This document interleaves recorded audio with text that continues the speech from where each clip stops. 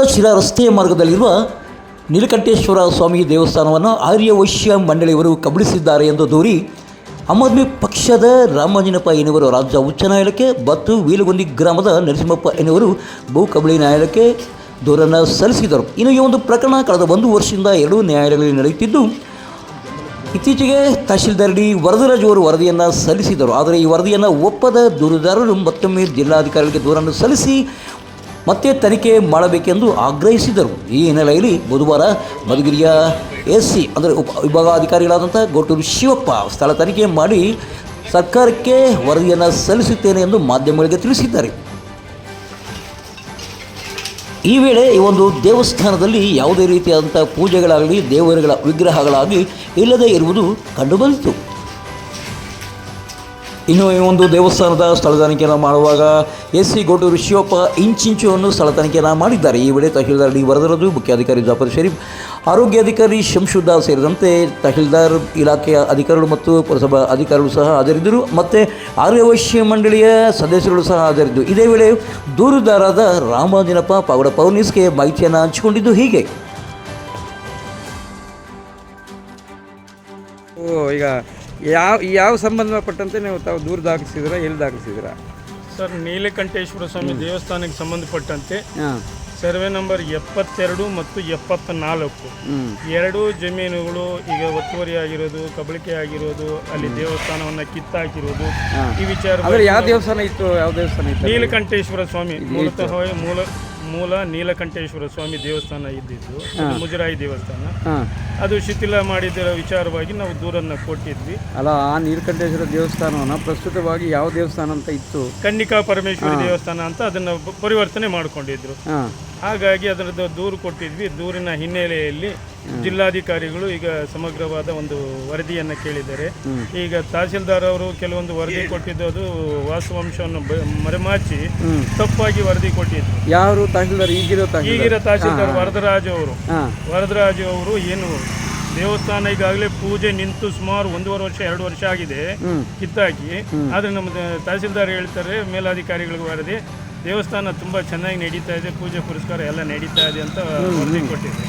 ಅದನ್ನು ನಮ್ಮ ಭೂ ಕಬಳಿಕೆ ನ್ಯಾಯಾಲಯಕ್ಕೂ ಒಂದು ವರದಿ ಕೊಟ್ಟಿದ್ರು. ಭೂ ಕಬಳಿಕೆ ನ್ಯಾಯಾಲಯ ಸಾರಾಸಗಟಾಗಿ ತಹಸೀಲ್ದಾರ್ ಅವರ ವರದಿಯನ್ನು ತಿರಸ್ಕಾರ ಮಾಡಿದೆ. ತಿರಸ್ಕಾರ ಮಾಡಿ ಜಿಲ್ಲಾಧಿಕಾರಿಗಳ ಒಂದು ನೇತೃತ್ವದಲ್ಲಿ ಈಗ ಮೊನ್ನೆ ಎಸಿ ಅವರು ಉಪವಿಭಾಗಾಧಿಕಾರಿ ಮಧುಗಿರಿ ಅವರನ್ನು ಸ್ಥಳ ತನಿಖೆ ಮಾಡೋದಕ್ಕೆ ಇವತ್ತು ಕಳಿಸಿದ್ದಾರೆ. ಈಗೆಲ್ಲ ಸ್ಥಳ ತನಿಖೆ ಮಾಡಿದ್ರು. ಇಲ್ಲಿನ ಗ್ರಾಮಸ್ಥರು ಎಲ್ಲ ಜನರ ಸಮ್ಮುಖದಲ್ಲಿ ಇವತ್ತು ಸ್ಥಳ ತನಿಖೆ ಮಾಡಿದ್ದಾರೆ. ಅದರದ್ದು ಫೋಟೋ ತಗೊಂಡಿದ್ದಾರೆ, ವಿಡಿಯೋ ತಗೊಂಡಿದ್ದಾರೆ, ಎಲ್ಲ ವರದಿಯನ್ನು. ಇನ್ನು ಎಸಿ ಗೋಟೂರು ಶಿವಪ್ಪರವರು ಮಾಧ್ಯಮಕ್ಕೆ ಮಾಹಿತಿ ನೀಡಿದ್ದು ಹೀಗೆ. ಸರ್ ನಮಸ್ಕಾರ. ಇವತ್ತಿನ ಪ್ರಕರಣಕ್ಕೆ ಸಂಬಂಧಪಟ್ಟಂತೆ ತಾವು ಸರ್ವೆ ಮಾಡಿದ್ದೀರಾ, ಯಾವೆಲ್ಲ ಅಂಶಗಳು ಗೊತ್ತಾಯಿತು ಅಂತ? ಮಾನ್ಯ ಜಿಲ್ಲಾಧಿಕಾರಿಗಳು ಪಾವಗಡ ಸಂಬಂಧಪಟ್ಟಂತೆ ನೀಲಕಂಠೇಶ್ವರ ದೇವಸ್ಥಾನಕ್ಕೆ ಸಂಬಂಧಪಟ್ಟಂತೆ ದೂರಿಗೆ ಸಂಬಂಧಪಟ್ಟಂತೆ ಒಂದು ಸ್ಥಳ ಪರಿಶೀಲನೆ ಮಾಡಿ ವರದಿಯನ್ನು ಕೊಡಿ ಅಂತ ಹೇಳಿದ್ದಾರೆ. ಆ ಹಿನ್ನೆಲೆಯಲ್ಲಿ ಇವತ್ತು ಸರ್ವೆ ನಂಬರ್ 72 ಮತ್ತು 74ಕ್ಕೆ ಸಂಬಂಧಪಟ್ಟಂತೆ ಏನು ದೂರುದಾರರ ಸಮ್ಮುಖದಲ್ಲಿಯೇ ಸಹ ಇದನ್ನು ನಾನು ಸ್ಥಳ ಪರಿಶೀಲನೆಯನ್ನು ಮಾಡಿದ್ದೀನಿ. ಇದಕ್ಕೆ ಸಂಬಂಧಪಟ್ಟಂತೆ ಏನು ಸರ್ವೆ ಸ್ಕೆಚ್ ಆಗಬೇಕಾಗಿದೆ, ಇನ್ನು ಸರ್ವೆ ಸ್ಕೆಚ್ಚನ್ನು ಮಾಡಿಸಿ ಏನು ವಾಸ್ತವಿಕವಾಗಿ ಏನಿದೆ, ಎಲ್ಲೆಲ್ಲಿ ಏನೇನಿದೆ ಆ ಅಂಶಗಳನ್ನು ಸರ್ಕಾರಕ್ಕೆ ಗಮನಕ್ಕೆ ತರ್ತಕ್ಕಂಥದ್ದನ್ನು ವರದಿ ಮೂಲಕ ಮಾಡ್ತೀವಿ. Thank you.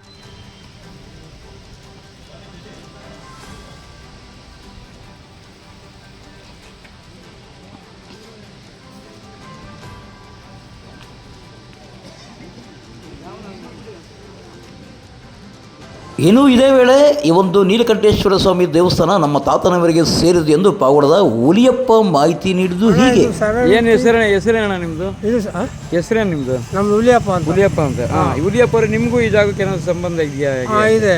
ನಮ್ಮ ತಾತ ಅವರು 1936 ತಗೊಂಡಿರೋರು. ನಿಮ್ಮ ತಾತವ್ರ ಏನು ಹೆಸರು ಅವ್ರದ್ದು? ಜೈನರಾವ್ಸಿಂದ ಬಿ ವೆಂಕಪ್ಪ ಅಂತ. ವೆಂಕಪ್ಪ ಅಂತ ತಗೊಂಡಿದ್ದಾರೆ. ಯಾರು? ಜೈನರಾವ್ರಿಂದ 1936 ತಗೊಂಡಿದ್ದಾರೆ. ಮತ್ತು ಸರ್ಕಾರಕ್ಕೆ ನೀಲಕಂಠೇಶ್ವರ ದೇವಸ್ಥಾನಕ್ಕೆ ಹೆಂಗೋಯ್ತದು ಅಂತ? ಅದು ಮೊದಲು ಇದ್ದಿದ್ದು ಇಷ್ಟೇ, ಒಂದು ಸಣ್ಣ ಗುಡಿ ಅಷ್ಟೇ. ಅದ್ರ ಮೇಲೆ ಏನೂ ಇರಲಿಲ್ಲ. ಸುತ್ತಲೂ ಕಾಂಪೌಂಡ್ ಗಿಂಪೌಂಡ್ ಏನು ಇರಲಿಲ್ಲ. ಒಳ್ಳೆ ಸಣ್ಣ ಗುಡಿ ಇತ್ತು ಅಷ್ಟೇ. ಈ ಮಾರಮ್ಮನ ಗುಡಿ, ಸಪ್ಲ ಗುಡಿ ಇರುತ್ತಲ್ಲ, ಆ ಟೈಪ್ ಇತ್ತು.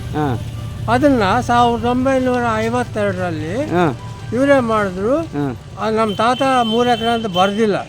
ಆ 3 ಎಕರೆ ಅಂತ ಬರ್ಕೊಂಡು ಇವರು ಅಣ್ಣ ತಮ್ಮಂದ್ರು, ಆ ಮುದುಕಿ ಅವ್ರ ಮಕ್ಕಳು, ಧನಪಾಲಪ್ಪನವರ ಅಜ್ಜಿ ಅವರು ಮಕ್ಕಳು ಅಂದರೆ ಶಂಕರ್ ಶೆಟ್ಟಿ, ಗೋಪಾಲ್ ಶೆಟ್ಟಿ, ಇವ್ರು ಬರ್ಕೊಂಡು 52ರಿಂದ ಇದನ್ನ ಚೇಂಜ್ ಮಾಡಿಕೊಂಡ್ರು. ಏನು ಕನಕ ಪರಮೇಶ್ವರ ಗುಡಿ ಅಂತ ಅವ್ರ ಹ್ಯಾಂಡ್ ಅವ್ರು ತಗೊಂಡ್ಬಿಟ್ರು.